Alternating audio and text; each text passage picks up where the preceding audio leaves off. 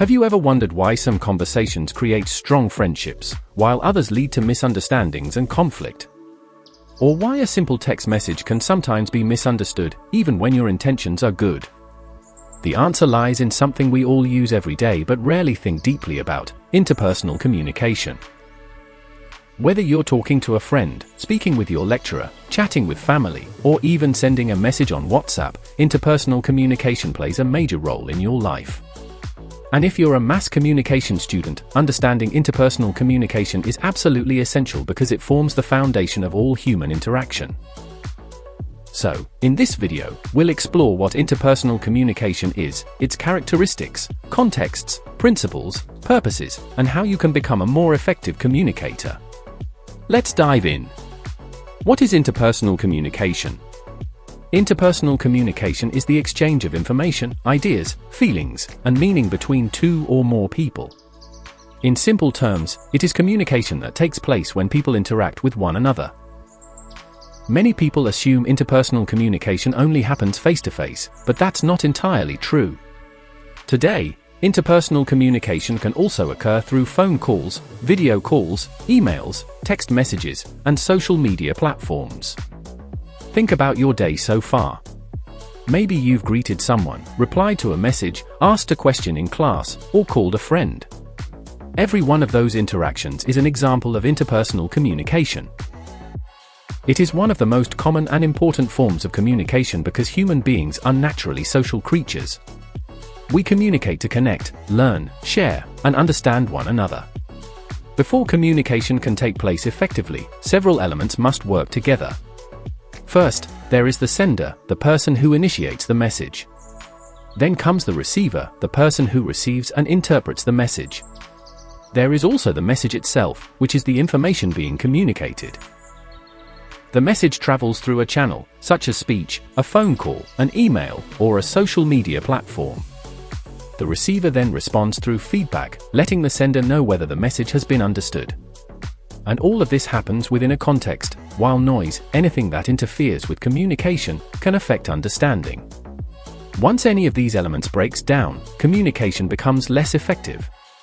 Characteristics of interpersonal communication. Let's now look at the major characteristics of interpersonal communication. The first characteristic is that it involves two independent persons. Every individual has unique experiences, opinions, values, and perspectives. This means that communication is not simply about speaking, it is about connecting different minds and different viewpoints. No two people think exactly the same way, which is why communication becomes necessary. Secondly, interpersonal communication is relational. Communication creates, develops, and maintains relationships. The way you speak with your lecturer is different from the way you speak with your best friend. Similarly, the way you communicate with your parents differs from how you interact with strangers. Relationships influence communication, and communication influences relationships. In fact, strong relationships are often built on effective communication. Another characteristic is that interpersonal communication exists in a continuum. Relationships do not suddenly become close overnight. People move through stages. They begin as strangers, become acquaintances, develop friendships, and sometimes become very close companions. Communication is what moves relationships from one stage to another. Interpersonal communication can also be verbal or non-verbal. When most people hear the word communication, they think about speaking. But communication goes far beyond words. A smile communicates friendliness. A frown may communicate dissatisfaction. Eye contact can communicate confidence and attention. Body posture can reveal interest or disinterest. In many situations, non-verbal communication speaks louder than words. Another important characteristic is that interpersonal communication exists in various forms. It can happen face-to-face. It can occur through telephone conversations. It can take place through video conferencing platforms. It can happen through emails, text messages, and social media. Technology has transformed how people interact, making communication possible across great distances. Interpersonal communication is also transactional. This means communication is a two-way process. When one person speaks, the other person is not simply waiting for their turn. They are listening, interpreting, reacting, and providing feedback. Both individuals continuously influence one another throughout the conversation.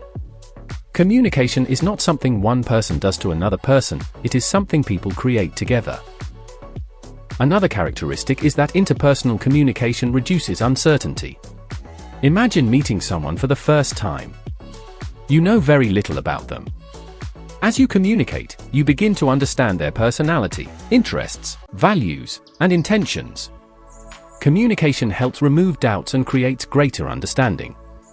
The more effectively people communicate, the more predictable and comfortable their relationships become. Finally, interpersonal communication involves choice. Every day, people make communication decisions. They decide what to say. They decide what not to say. They choose the right words, the appropriate tone, and the best timing. The quality of these choices often determines whether communication succeeds or fails. Steps in effective communication. Now let's examine how effective communication actually takes place. Everything begins with idea formation. Before communication occurs, the sender first develops a thought, intention, or idea. For example, a lecturer may decide to explain a concept to students. A friend may decide to share exciting news. An employee may want to discuss a problem with a manager. Every communication starts with an idea. The next step is encoding. This is where the sender converts the idea into words, symbols, gestures, or signs that can be understood by others. Good communicators carefully choose language that their audience can easily understand. After encoding comes message transmission. The message is sent through a channel.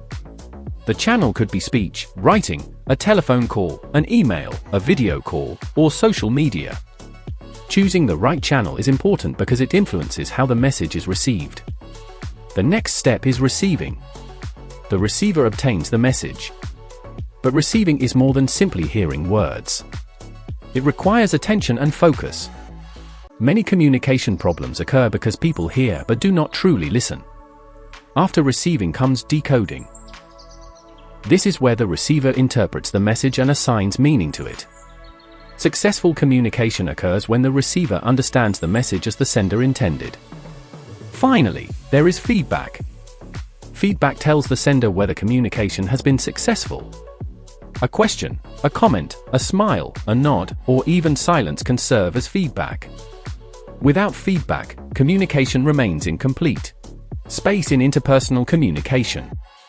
An interesting aspect of interpersonal communication is personal space. Personal space refers to the physical distance people maintain during interactions. Different relationships require different communication distances. The closest distance is intimate space. This is usually reserved for close family members, romantic partners, and very close friends. Because of the level of trust involved, only certain people are allowed into this space. Next is personal distance. This is commonly used among friends, classmates, and colleagues. Most casual conversations occur within this range. Then we have social distance. This is common in formal settings such as classrooms, offices, and meetings. People maintain a more professional level of interaction at this distance. Finally, there is public distance.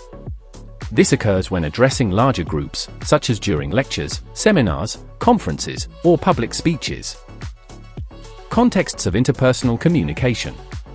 Communication does not happen in isolation. It occurs within specific contexts that influence meaning. The first is the physical context. This refers to the environment where communication takes place. A conversation in a library differs from one held in a busy market. The environment affects how people communicate. The second is the social psychological context. This includes emotions, attitudes, relationships, and social status. People communicate differently depending on how they feel and the nature of their relationship with others. The third is the temporal context. This refers to time. Timing matters in communication. A message delivered at the right time may be welcomed, while the same message delivered at the wrong time may be ignored or rejected. The fourth context is cultural context. Culture influences language, beliefs, customs, values, and communication styles. Understanding cultural differences helps communicators avoid misunderstandings and communicate more effectively across diverse groups. Purposes of interpersonal communication. Why do people communicate? One major purpose is relationship building. Communication helps people create and maintain meaningful connections. Another purpose is information sharing. People communicate to exchange knowledge, ideas, and experiences. Communication is also used to persuade and influence others. It allows individuals to express emotions, solve problems, make decisions, and achieve personal and professional goals. Without communication, cooperation, and social interaction would be impossible. Principles of interpersonal communication. There are several principles every communicator should understand. Communication is unavoidable. Even when you choose not to speak, your silence may still communicate a message.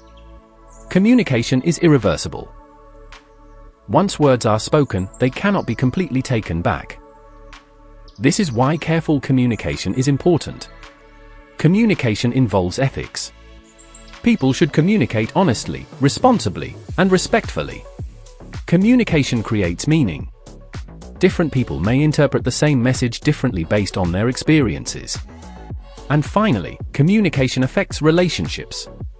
Healthy communication strengthens relationships, while poor communication can damage them. Benefits of interpersonal communication. Effective interpersonal communication offers many advantages. It promotes understanding. It strengthens relationships. It improves teamwork and cooperation. It helps resolve conflicts. It increases productivity in schools, workplaces, and organizations. Most importantly, it helps people connect with one another in meaningful ways. Barriers to interpersonal communication. Despite its benefits, communication sometimes faces obstacles. These barriers include noise and distractions, language differences, poor listening habits, emotional stress, cultural misunderstandings, and assumptions that lead to incorrect interpretations. Recognizing these barriers is the first step toward overcoming them. How to improve interpersonal communication.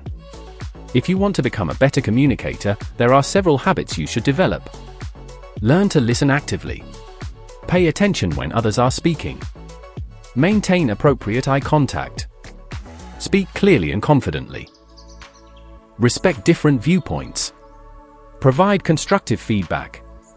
And most importantly, practice empathy. Try to understand situations from other people's perspectives. The best communicators are not necessarily those who speak the most. They are often those who listen the best. Conclusion. Interpersonal communication is at the heart of human interaction.